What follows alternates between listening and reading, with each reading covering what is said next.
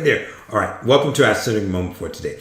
All right, in 2 Samuel chapter 23, we see, first of all, notice reflection.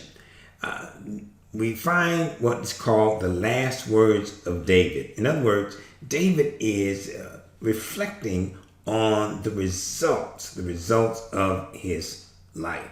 As you may recall, David built what is called the kingdom of Judah, and it existed among, as you see here on the map, the other kingdoms in terms of the kingdom of Edom, Moab, the Philistines, Ammonites. David is reflecting on the results of his life. And he's also recalling the wars he has won, the wars he lost, the wars he should have lost, and the wars he should have won. And here in chapter 23, he's reflecting upon one of the wars he should have lost. Notice not only the reflection going on, but the return as David's mind goes back. First of all, he thinks about the retreat. He is in the heat of the battle. He's facing the Philistines, and something strange happens in the text. His men forsake him. When the Philistines poke fun at David's men at Pas Damian, that place there, it says Israel retreats. David's men leave him, standing there by himself. But not only is there the retreat, but also notice the reflex. All leave him except for one. It says, but El-ee-A-zar stood his ground and killed the Philistines right and left until he was exhausted. And here's the key point in which David says, but he never let go of his sword.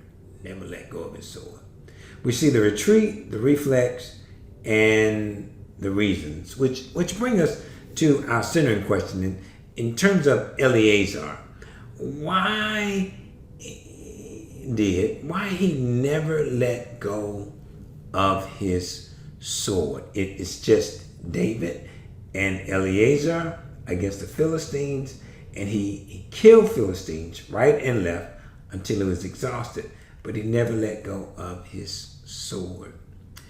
And here I'm again, this is where I struggle. Not only why did he never let go of his sword, but also why is David still fighting the Philistines? You remember, he started fighting the Philistines in his childhood, in his past. Remember, Goliath was a Philistine, and David took a brick, a rock, and knocked the spiritual hell out of Goliath. And he's been fighting Philistines ever since. Another place where I struggle in terms of theological crimes. Why did David's men retreat? What caused... There are two things that happen when faced with danger. There's fight or flight. They chose flight. What happened? And of course now there's always the question of is anything wrong with living to fight another day?